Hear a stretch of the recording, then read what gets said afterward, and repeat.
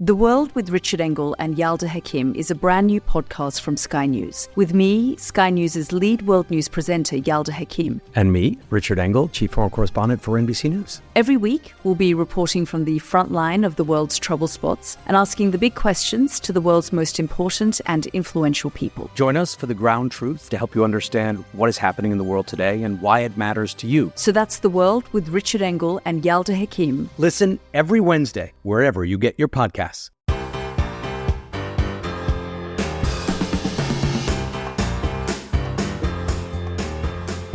Hello and welcome to Electoral Dysfunction from Sky News with me, Beth Rigby. Me, Ruth Davidson. And me, Harriet Harman. Now, I've just got back from Rio. It was very, very warm and I saw reports of snow. And I've got back and it is very, very cold. But Ruth assures me that I'm being a London softie when I moan about this, aren't you? Well, I mean, it is definitely colder in Scotland. I mean, I don't think that'll be a surprise to anyone. It was like minus 11 up in Aberdeenshire last night. So yeah, like it's a bit parky even for us Scots. It's a bit parky, but we're going to warm you up with lots of political chat today. We are going to be talking about farming protests because over 13,000 farmers and protesters descended on Whitehall. What is it all about? What is the essence of this government and Prime Minister as he jetted off on another foreign trip, this time to the G20 Summit of industrialised nations in Rio? What is it all about and what's he doing? But before we get on to all of that, I want to start with the legacy of John Prescott after he passed away this week.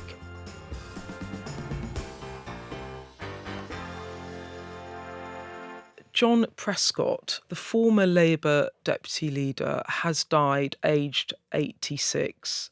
He'd been ill for a little while. He had Alzheimer's, and his family put out a statement on Thursday morning saying that John Prescott passed away peacefully. And the tributes have been pouring in. Tony Blair has said that, quite simply, there would not have been 3 terms of a Labour government without John Prescott at the helm. Keir Starmer called John Prescott a giant of the Labour movement. Angela Rayner said that he was an inspiration to her and a Labour legend. He was in public life for half a century. We all know him, not least because of the punch, when someone threw an egg at John Prescott and he landed them with a punch. It was a moment captured on camera that in a way defined the man. Harriet, what's your reflections on Prescott? Well, I think undoubtedly he was one of the 3 huge political figures of that generation, Blair, Brown and Prescott. And he was instrumental in reassuring traditional old Labour voters that actually New Labour in government would deliver for them. And then once New Labour was in government, he fought to make sure New Labour did that.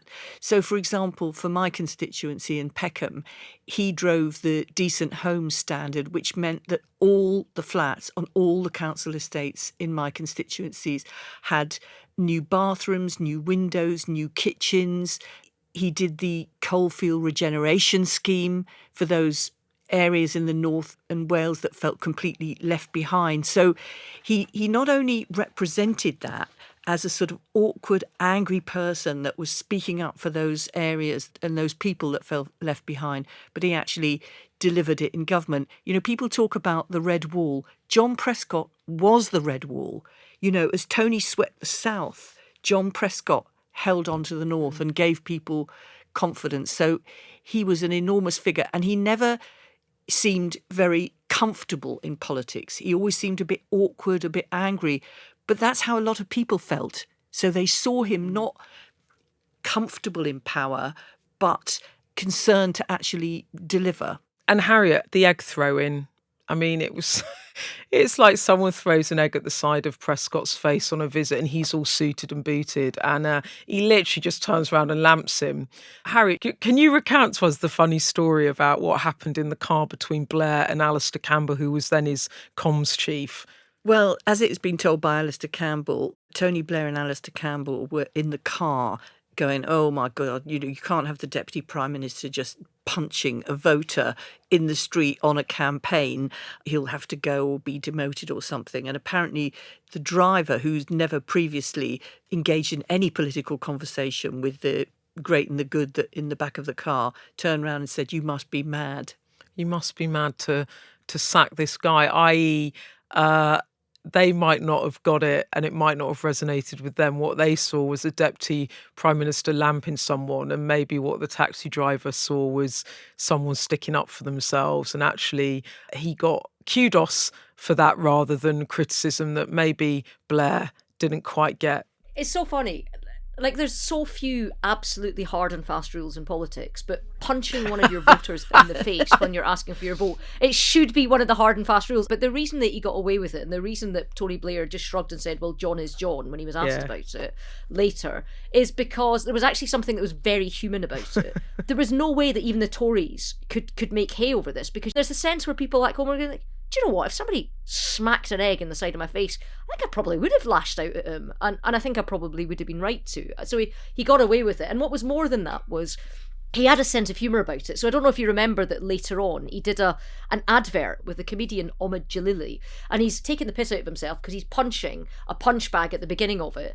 And if you also remember, he got done for having 2 Jaguars. So instead of one official car, he got 2 of them. He was called 2 Jags Prescott for a bit.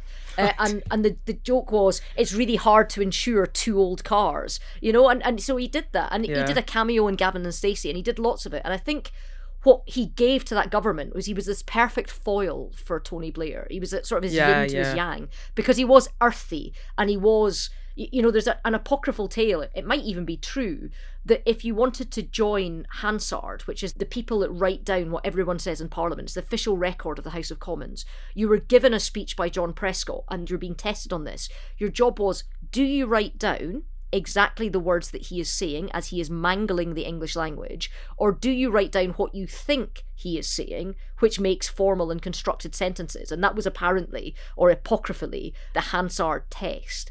And it gave balance to the government. So if you just had, and I would add to the 3 people that Harriet said of Brown, Blair and Prescott, if you add Mandelson to that as the other person, if you just had Blair and Mandelson, these smoothie chops, these kind of slick Southern communicators talking to the public, I don't think they would be able to manage it. You needed the ballast of Brown and Prescott on one side, and he had the kind of Tony Blair on the others. And it worked. And it worked spectacularly. Harriet, Tony Blair said he was devastated. I'm just looking at Gordon Brown here. He's also made a statement, and he says John Prescott became and will remain a legend of the Labour Party. I mean, he was a really consequential figure, wasn't he? You must have seen them all up close. How did he get on with Brown and Blair? Because they all seem such different types of people. Well, he ran for the leadership at the same time as Tony Blair did and was defeated, but he gave his support 100% to Tony. And what he said was, you know, the thing about this man is that he really frightens the Tories, speaking about Tony. But you know what? He frightens me too. And the thing is, of course, he didn't frighten John Prescott, but John Prescott was saying, I'm going to support him 100% loyally. There's going to be no disruption from me. And he just encapsulated that. And then he actually was as good as his word. But he had a lot of condescension. I mean, the House of Commons back in those days was much more kind of, you know, Tory landed gentry types than it is now. And there was a lot of condescension towards John Prescott. But actually, he always got the better of the argument, and it riled him, but he outsmarted them. Yeah, and also the point about it, and the sort of the joke, I guess, the tease about him having 2 Jags Prescott. The point is that he was aspirational for the working class, and he was an example of someone that starts from very humble roots, if you like, from very working class roots, and he becomes Deputy Prime Minister, and he embodied something in that. So, I mean, people could tease him all they liked, but he had the last laugh in a way, didn't he? And he took that persona with him right into the heart of the new Labour government, so people could see him there. And Tony was smart enough to realise exactly what John Prescott brought to the government. Yeah. And John Prescott was smart enough to realise that Tony was the right leader and the right Prime Minister. And there was never any difficulty or awkwardness about their relationship. Well, look, there will be tributes. There'll be massive front pages on this. He's such a consequential figure in the Labour governments, in New Labour, and just a public servant for, half a century. Let's move on, because we've got to talk about the farmers and the scenes that we saw in Westminster this week as a massive protest descended on the capital, rural communities up in arms about changes to inheritance tax. I wanted to start off with you, Harriet, because I was not in Westminster on Tuesday, but I saw the pictures of these farming protests. It felt quite abstract to me because, as I said, I was in this world at the G20 where I was thinking about Ukraine and world leaders and Starmer talking to President Xi of China. So my head was in all of that. But you literally were in Westminster, weren't you? What was it like? Well, it was packed for a start. And I mean, there was a very big visual impact of the demonstration because they looked like rural folk.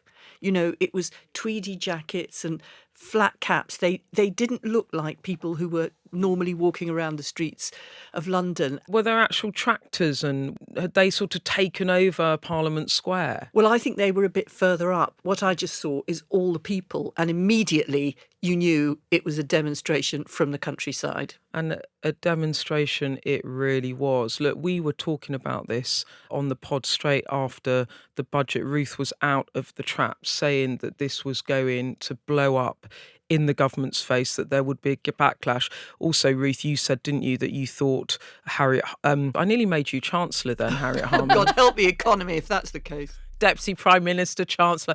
No, you said that Rachel Reeves would have to backtrack on this. Just to quickly remind you all, very quickly, and then I really want to bring Ruth in. This is a change to inheritance tax from 2026. Anyone inheriting UK farmland will have to pay 20% inheritance tax on assets worth over 1 million. Now, the government has slightly refined this. Keir Starmer at pains at the G20 Summit to say, look, if you take into account allowances and the fact that you can share inheritance tax relief between couples, he's basically saying, in essence, it's only a landowning couple with a farm over £3 million that the rate kicks in that 20% on inheritance tax, still less than what other people pay. But nevertheless, it has created quite a stink amongst the farming community and a lot of anxiety. Ruth, you said it was going to blow up, and it has.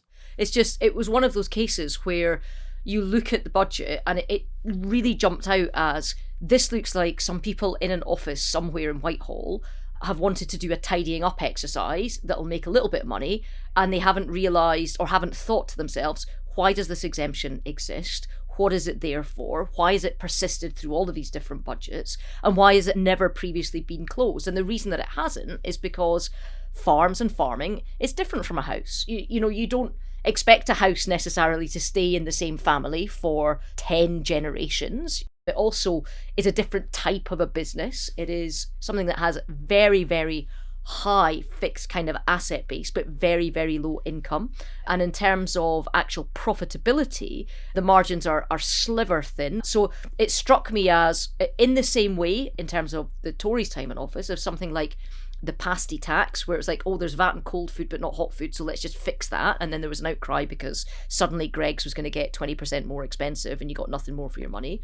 Or something like the single room supplement, also called the bedroom tax, where it kind of makes logical sense to say that there's loads of families on waiting lists for social housing, and there's loads of people that used to have families that are single occupants of 3 and 4 bedroom houses. Let's reprofile so that people get the houses that they need, and if they want to stay in the big house, then they can pay a little bit more towards that.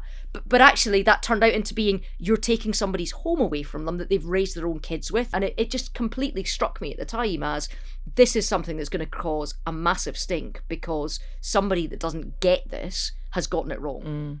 Now, I mean, figures from DEFRA, they say that 30% of farms made a loss last year. I went back to them and said, look, are you going to have to U-turn on this policy? It's creating quite a problem for you. The visuals of all of these farmers descending on Whitehall, the idea that you are an urban party that don't care about rural constituencies, particularly when you've got 100 MPs across them. Is this time for a rethink? And they said absolutely not. They are not backing down. And if you ask the government, the argument is this, that this only affects a very small percentage of farms. They talk about it as a need to reform the tax system, closing a loophole used by wealthy people, the likes of Jeremy Clarkson or James Dyson that you saw at these protests. And the government's view is that this is a loophole being exploited by wealthy people to avoid inheritance tax while everyone else is paying it. They're trying to close a loophole. It's going to raise £500 million, they think, in the next couple of years. Actually, the government's position has shifted since the budget on this, because you had Keir Starmer 5,000 miles away in Rio trying to say that if a farmer has a wife, then actually it's £3 million before he pays it, and it's actually minimising it and all the rest of it. And you've got Rachel Reeves back in London saying that we need this to pay for the NHS, as if people who happen to work in the countryside who are farmers don't already pay their taxes the same as everybody else. But it's exactly the same as the winter fuel allowance. So it started off as, this is an essential measure to get the economy back on track. And then when there's a big stink about it, they say, we're not going to change our mind, but we're going to retreat and say that actually you've got tax credits coming, so it's going to affect less people, so it's going to raise less money, but they won't go back on it. And they don't have to. They've got the majority. They can push this through. But to what end? Because what is it that they want out of this? Because £500 million by the end of the Parliament, which is what they say this change will raise, is nothing. I mean, if that's to pay for the NHS, that pays for 25 hours of just NHS England, not NHS Wales or Scotland or Northern Ireland, just NHS England. It's minuscule. I mean, and that's the point, isn't it, Harriet? I mean, these two policies, winter fuel allowance, means tested, inheritance tax on farmers, it raises for the Exchequer £2 billion over the Parliament, and the political capital they're burning through.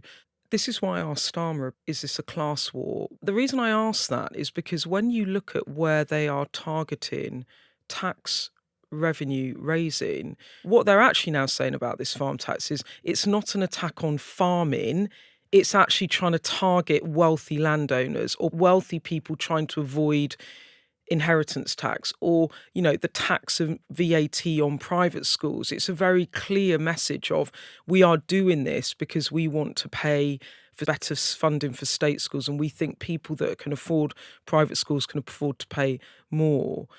Number one, do you see it as a class war, if you like? I know it's quite a crude way of putting it, but that's what I put to him. But number two, more broadly, do you sort of see that the policy is unravelling and that it's not the hill that they should die on? Well, I see it as them trying to raise money to plug the black hole and to finance public services and provide public investment. But I think in relation to the taking away inheritance tax exemption on farms, a lot of farmers have been talking about, this farm has been in my family for generations, it's been handed down since 1950 and such like. But actually, for most of that time, there wasn't an exemption on inheritance tax, and farms were able to be passed down through the family despite paying inheritance tax. And I think the objectives the government have set out are ones which probably people would agree with, which is you shouldn't make land, allow it to be a shelter for evading tax, because that artificially inflates the price of the land. It deters new entrants. And it's not that they're changing the lines of argument, it's that there are a number of lines of argument. So what you're basically saying is, if you actually look at the detail of the policy, it might not be quite as it seems, or it's not as unreasonable as maybe the anxiety amongst the farming community is expressing.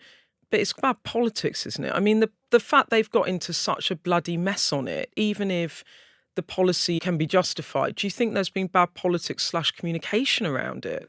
Well, I think the difficulty of the politics is the fundamental difference on the figures between the National Farmers Union and the Treasury. But I think one thing that's very significant is that Keir Starmer is actually not undermining the Chancellor, Rachel Reeves, on this. It would be the easiest thing in the world, with all of this kicking off, for him to be like, I'm the Mr. Nice Guy, she's the baddie. He's sticking by her, but that does give her room if she wants to, during the course of the impact assessment of the finance bill, or the Treasury Select Committee are going to do an inquiry into this.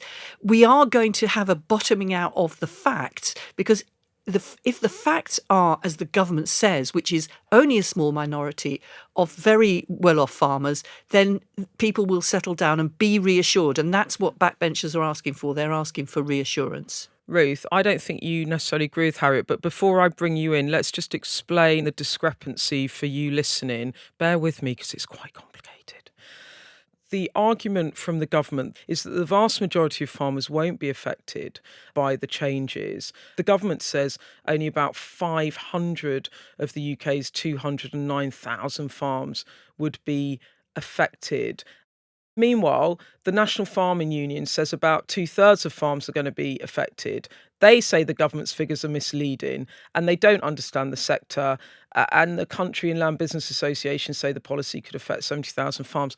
So why the hell is it so different? If you want to know more about it and understand exactly where this discrepancy comes from, we'll put an explainer in the show notes, which we did for Sky News. I think there's something bigger here as well. And there's lots that the farmers and the Treasury and the government are fighting about lots of this, but there's lots that they agree on. They agree on the fact that 30% of farms made a loss last year. They agree on the DEFRA figures that cereal farmers' income fell by 73% last year. They agree on the fact that dairy farmers' income fell by 68% last year, all of which is to say that farming is an area in trouble. And Keir Starmer knows that. Like, he went to the NFU conference last year and he stood in front of farmers and he said, once a family farm goes, it can't be brought back. So he gets what this means. And I think part of the howls of desperation that you saw from the people that have been talking about this was because a lot of them aren't making any money. They're doing this for the next generation, and the inheritance tax thing is so symbolic because it means that they don't feel that they can afford to pass their farm on because they don't want to land that debt on their kids. And I think the problem that they have is the argument that we only want to target the really rich farmers just isn't borne out by where they set the threshold. But again, I mean, if you look at what they're trying to raise, the money they're trying to raise by the end of the Parliament, about £500 million, on a budget which is over 1,000 billion. So it's 1/2000th of 1% of a budget. So, I mean, it's fractional money that is going to completely decimate an industry. And it's one of those ones of, are they listening to the people that know their own situation or not? And I think that's the test. I mean, look, Labour has about 100 new MPs with a rural element in their constituency. Lots of them then won for the first time in this general election with tight majorities. And I have to say, normally you might see MPs kind of coming out and trying to champion what's going on for their constituents. And these MPs have been massively silent, but also they presumably are quite worried that having just won their seats in rural land that Labour have never trod, they're heading to be losing them again at the next election. Harriet, maybe the calculation for Labour here is we need to raise this money to invest in public services. And if that means we're going to lose a few dozen seats from our giant majority at the next election, so be it. I don't think that's the calculation at all. I think the calculation is we don't want land to be used as a tax shelter by rich people. They've been much more worried about the winter fuel allowance than they have about this, because that was a very direct thing which people could understand, and this is a rather more longer term thing which is very complex. So the really big question about this is, how is it going to play out? Is it going to be, as the government said, progressive and benign, or is it going to be problematic and destroy family farms like the National Farmers Union says? And, you know, the government is counting on the fact that it's going to be the former. Can I ask a question to you London people? I just wonder how it translates to very urban people. Well, I think urban people do care about it in a way which is very different from the fox hunting situation, because the last time we saw demonstrations from the countryside in London, round Westminster, was when the last Labour government was planning to ban fox hunting. And at that point, the London people didn't have any sympathy. I think people in big cities, and certainly in London, they do have sympathy with the farmers because they care about homegrown produce, they care about the environment and the countryside. And so it's very different. I think there is sympathy. There's not at all an antagonism. It's an interesting question that you raise, Ruth, and it brings me back to something that I was talking to some people within the government about, which is, look, do you just not care because you don't really care about rural voters, or you don't care about landowning farmers, or it doesn't matter to you? And what they actually said was, whilst there is lots of noise about areas of the budget, their own research is showing that many people who voted Labour, that they want to hold on to for the next election, what those people are telling the government is that they can see lots of people are pretty angry about the budget, be that the farmers or the big retailers moaning about the national insurance hike. But those angry people aren't the working people that feel that Rachel Reeves has tried to protect them, which brings me back to the point I was trying to make to him about the class war thing, which is, who does Labour represent and stand for? And those people feel that the Labour Party is standing for them. And I guess the question is whether in those seats they're losing a lot of voters too, and maybe they can afford to shed some of those voters. Well, I must say I disapprove of that sort of briefing, because when you're in government, you have to govern for the whole country, in the interests of the whole country. And it just sounds like a sort of cynical calculation, which really puts people off politics and puts me off that person, whoever it was. The big question is, will they have to dilute or reverse the policy? As I said, government figures insisting that they're going to hold firm. Harriet, you've pointed out there is not a fag paper between Starmer and Reeves on this, both of them standing solid. To both of you, do you think they're going to have to tweak the policy, Harriet? If their figures hold up, they won't. OK, if their figures, that if could be doing a bit of heavy lifting, couldn't it? Well, I'm assuming they will hold up. OK, so if the figures hold up, you think they'll just stick to their guns, and then farmers will realise that actually they're not as badly affected as this as they fear, right? That's pretty clear. Ruth, what do you think? I think they've got a majority that they don't ever have to backtrack on any policy. I think the calculation they have to make is the damage worth the benefit to the bottom line? And in this case, I think there's a clear way in which it can be changed or tweaked that doesn't affect the bottom line, but also makes it feel as if they can build some more bridges into, like you say, 100 new seats, lots of which they hadn't won for generations or more, that they might want to keep hold of. But one of the things when you're talking about constituencies and who votes Labour, that Labour did really well, and Morgan McSweeney, who designed the kind of policy going into the election and the campaign, did really well, was putting the right resource in the right place. So they didn't pile up loads of extra Labour votes in seats where they were going to win anyway, and just miss out on seats that they were in the running for. They did really well of just getting over the line in so many seats and winning them by 2,000, 3,000, 4,000. The constituency of place, so the geographic constituency, they nailed. But you can only win constituencies of place if the constituencies of purpose that exist within that, are open to your message and will vote for you. So when I talk about constituencies of purpose, things like pensioners are a constituency of purpose, mortgage holders are a constituency of purpose, healthcare workers are a constituency of purpose. And if you start peeling off those constituencies of purpose, it becomes harder in 5 years' time when you've got another election to build those constituencies and to win those constituencies of place. So I think peeling away different voter groups is going to be a hard lesson learned for Labour if they continue to do it. Yeah, I mean, the constituency of purpose is interesting as well, Ruth, isn't it? Because there was another sort of element of bits of Labour's policies to date that have become sticky, and that was the winter fuel allowance. Now, they announced that they were going to means test pensioners' winter fuel allowance in the summer. It's been a big, hot political potato ever since. And then Anas Sarwar, the Labour Scottish leader, has distanced himself this week by saying Labour would expand eligibility for winter fuel payment if they formed the next Scottish government. Ruth, is that a smart move by him? Yeah, so it's a necessary move. Keir Starmer's got 5 years till he has to go to the polls and ask people to vote for him again.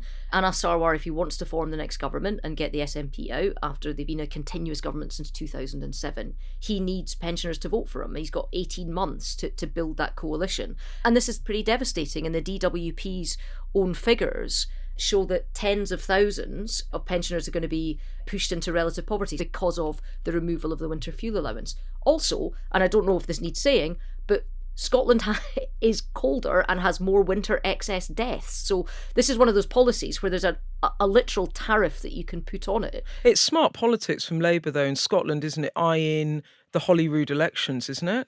Like I say, it's necessary, but people in Scotland are pretty sophisticated. They can see it for what it is. They know that 35 Scottish Labour MPs voted to take Granny's winter fuel allowance away, and then you've got the leader of Scottish Labour saying, don't listen to my 35 MPs.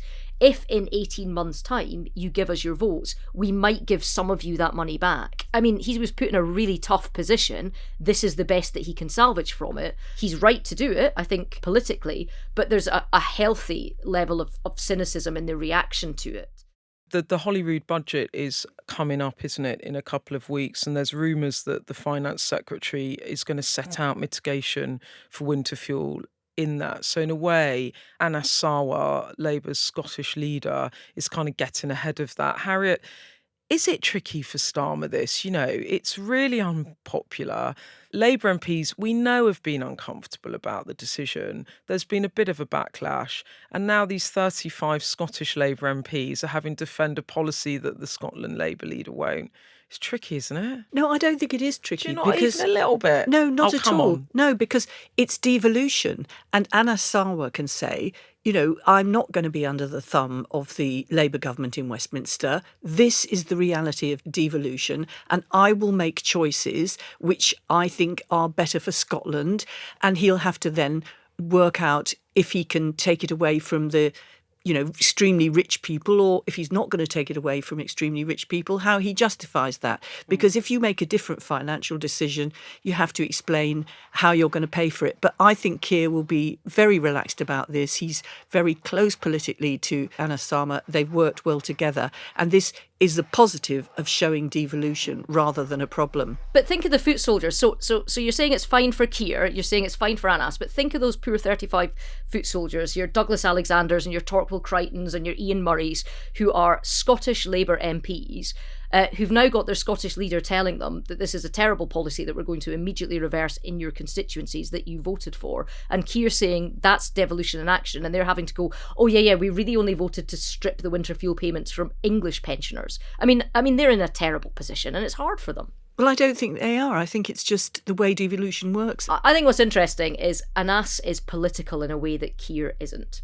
So he is absolutely a politician to his fingertips, and I respect that his abilities, but he is absolutely, if it's a situation where it's politics versus policy, he'll pick politics every day of the week and twice on a Sunday. And I think his calculation here is, I've seen this, I've seen them try to land it, it hasn't landed, it's a stinker. I just have to cut my losses and get out of this one. Harriet, I think it is difficult for Scottish Labour MPs when they've had to vote against something that their leader in Scotland is pushing. But I think Anas Sarwar and Keir Starmer, as you said, Harriet, though, they do have a really good relationship. So I think in a way, Anas Sarwar will do this and Starmer will kind of politely let him do it, and he won't turn it into a fight. But it is interesting, isn't it? And I imagine for many Labour MPs, it's bloody uncomfortable. OK, well, look, we have covered off farmers, winter fuel, both discussions points that I reckon we're going to be coming back to in the coming weeks. But let's go and have a little break. And when we come back, we're going to take you to Rio in my mind.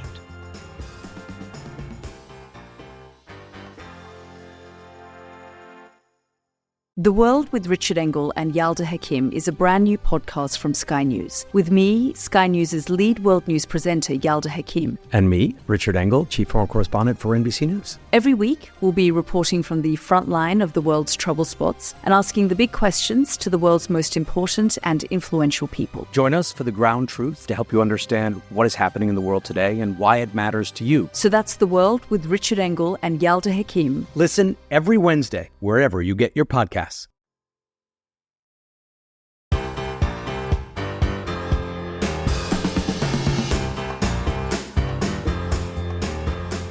We are back, and I am back, as I was saying, from the G20 Summit in Rio. And while I was there, we talked a lot about Ukraine. There's been big developments which we're going to come on to. But also the farming protest happened while I was in Rio. I was interviewing the PM. And as I said, the government line began to change or evolve, where it became something about wealthy people avoiding loopholes rather than trying to hit rural communities. And because of all of that, it got me thinking about a conversation that Ruth, Harriet and I had off pod about what is the essence of this government and Keir Starmer. Because both of you thought, didn't you, that all of us thought that there were certain previous prime ministers that you kind of knew where they were coming from, whether you agreed or not. But with Starmer, he's a bit ethereal, is that the word? He's a bit hard to define. He's a bit indefinable. Anyway, I basically asked him a question that we'd all asked ourselves of him in this interview. Let's have a listen to what he said.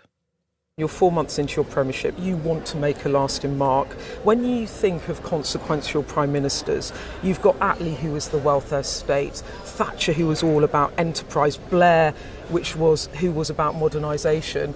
What's the essence of you in one word? I want working people to be better off. I want people to feel the impact of our policies in their pocket so that they can enjoy life in the way that they want to with themselves and their family. The basic securities that working people want. A decent wage that provides for them and their family. Education that allows their children to go as far as their talent will take them. A health service that's there when they need it.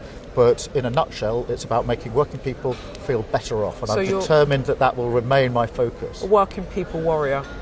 Yes, I want working people to be better off, and I make no apologies for that. It wasn't one word, was it? It wasn't one word.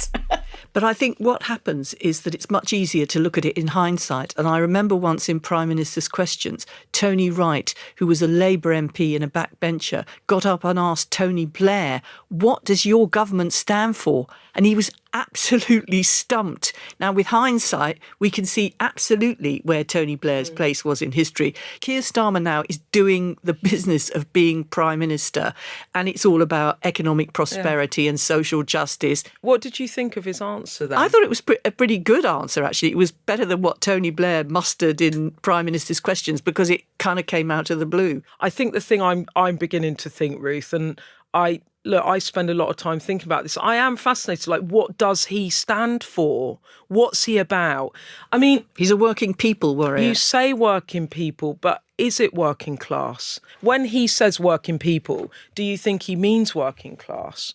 Just for background, we were all round Harriet's and we were talking about the fact that you can encapsulate and you can sum up what, leaders like Thatcher and Blair and to a degree also Brown and Major wanted and what their premiership was about. And I was saying that I couldn't really see what Keir was in politics for, what was his driving mission, what was his kind of goal. And one of the things that I also said was the way he talks about working people and his dad being a toolmaker and his mum being a nurse and all the rest of it. I kind of think that he's got, if it is about being a working class warrior, he doesn't really realise, how far and how much that doesn't resonate with some people. So it was interesting for me personally, because I felt, Harriet, like you did, I thought, I'm going to ask him this and he's going to sort of goldfish. He'll just kind of look at me and think, shit, how do I answer that question? But he didn't. It was instinctive. It was like, I am here for working people.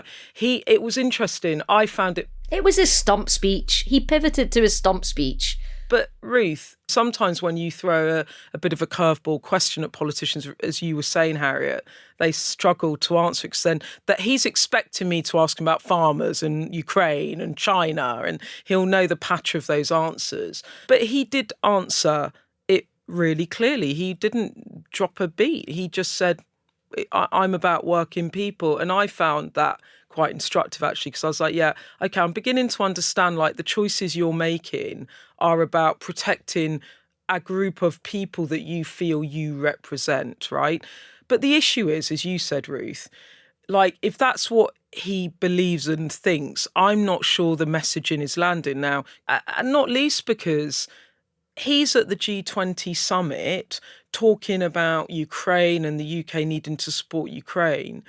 And meanwhile, back at home, there's this almighty row going on about his budget, his government decisions. Well, I think that because people are suspicious about prime ministers going abroad and somehow seem to imagine that it's some sort of junket or a holiday, which is the absolute opposite of what it is, I'd like to see him when he's at the bottom of the steps, about to go up the steps of the plane, into the plane. He should have a little billboard, one of these handheld billboards in his hand, this is what matters to you about why I am going. So it's like trade, we need the economy to be better, or climate change, or Ukraine, we need to not have, Russia threatening Europe. So he needs to signal at the outset of each trip, this is why I'm going. I actually think this is really important, Harriet, because I've spent a few days with them on this trip thinking, where is your messaging about why you're doing this stuff? Actually, I kind of see him in a bit of a Theresa May mould, in that he's very solid and he's very dependable, and he's had, a real kind of solid career before he became Prime Minister. So for him, a lot of that was outside of Parliament, and Theresa May, it was in Parliament. She was, a long-standing Home Secretary. She did her time in the House of Commons. There are lots of people within the Conservative Party that are very, very affectionate to her. I am one of them. But even I can see that when it comes to being fleet of foot, being very political, being on it on the campaign trail, she was a bit of a duffer and was leaden-footed, and I see exactly the same thing in Keir Starmer, despite the fact he just delivered a massive majority for his party. I think in terms of him being abroad so much, I see the appeal, and I salute his resilience, because he is putting in the hours round the clock, and he is he's getting on the planes and he's going places. But I think that when you've got people back home, like the farming community, that already feel like London is distant from them, having the Prime Minister 6,000 miles away feels bad. And there's a reason that things like Gap Year Keir are trending, and it's a tough balancing act for him. But he's got to explain to people why this is not old-fashioned politics of just whizzing around with statespersons abroad. He's got to do that. And if he doesn't go, then there would be real problems. He wouldn't be able to achieve what he wants to achieve. But he's got to tell people clearly each trip, this is why I'm going. Honestly, I'm finding this discussion very interesting, because I can appreciate both of your points, right? So for Ruth, I absolutely had a moment where I just thought, this is Theresa May-esque. It's a Prime Minister with lines to take, and he's just rinse and repeating them. And actually what he could be doing is storytelling around, the reason I'm here in Rio talking to Xi is it's all about this, and this is why it matters to you at home, people. And it's just not translating. So this is from Sean. He's sent us this note, and he says, I think the PM has had a bit of tunnel vision. He knows what the country needs, is sprinting towards it to get results, but he's missing the stuff at the edges. I do think the blame lies with his team around him. They should be catching all these things, but I do see his vision, and I think he has got the big calls correct. Do you think that's fair? Oh, do you know the only thing that I heard? I was kind of going, yeah, I can see how you can argue that, and we're still really early on in his premiership, and then that final line, and he's got the big calls right. Do you know the only thing that was resonating in my head is that's what people that were desperately out defending Boris Johnson at the end were saying. But he got the big calls right. It doesn't matter what the individual sort of things are that are ticking people off. He got the big calls right, and that sounds very defensive for somebody that just won a massive majority, a record-breaking majority, only 4 months ago, and should be in his honeymoon period. I mean, The thing was at this G20 that when he comes out and says, I'm trying to deliver for the British people, what he actually did in substantive terms there was he met with President Xi of China, first time in 6 years. He is trying to build up trade ties. It's our second biggest trading partner. He relaunched talks with Modi about a India trade deal, which had been put on ice since both countries had elections. He met with Italy and Japan to talk about developing fighter jets. There were brush bys with Macron. He had a little brush by with President Biden. So he is doing important stuff. But look, whilst we're at the G20 as well, there was another massive story, and this kind of dominated because it was all about these long-range missiles. Now, the first US ATACMS were fired whilst we were on the plane over. And then on the way back, the first UK-French Storm Shadow missiles were fired into Russia from Ukraine. Starmer and Macron of France have been pushing this for months. It is a really big deal. Ruth, you must welcome this, right? Yeah, I do. I mean, I think the worry here is that everybody's looking at what Trump has said as the incoming US president and realises that we're probably moving to an end game quite soon where there is some form of deal that has to be done. And there is a reason, I believe, that Zelensky has ordered troops into Russia to take parts of Russia and to hold parts of Russia, because Russia holds parts of Ukraine. And it's so that if there is a suing for peace, there are things to trade. And the use of these missiles makes a big difference. And on Thursday morning, we saw Russia's response, which was they launched an intercontinental ballistic missile. And we also saw them sort of saber-rattling by updating their nuclear doctrine, which is that they can use nuclear weapons not just if they are attacked by a nuclear country, but if they're attacked by a non-nuclear country that is backed by nuclear countries. And of course, Britain, France and America are all nuclear countries. So it's clearly an escalation there. I think that we will be coming back to this, not least because Trump, as we have talked about, has said that he wants to end the war in Ukraine when he becomes president. We still don't know how he intends to do that. But in the meantime, I think it's fair to say that this week what we did see was President Zelensky being tooled up by allies that very much want him to succeed.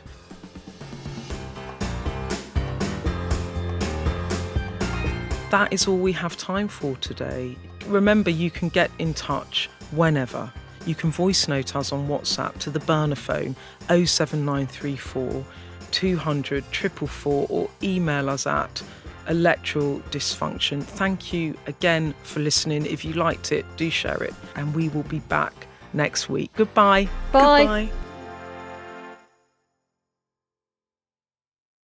The World with Richard Engel and Yalda Hakim is a brand new podcast from Sky News. With me, Sky News' lead world news presenter, Yalda Hakim. And me, Richard Engel, chief foreign correspondent for NBC News. Every week, we'll be reporting from the front line of the world's trouble spots and asking the big questions to the world's most important and influential people. Join us for the ground truth to help you understand what is happening in the world today and why it matters to you. So that's The World with Richard Engel and Yalda Hakim. Listen every Wednesday, wherever you get your podcasts.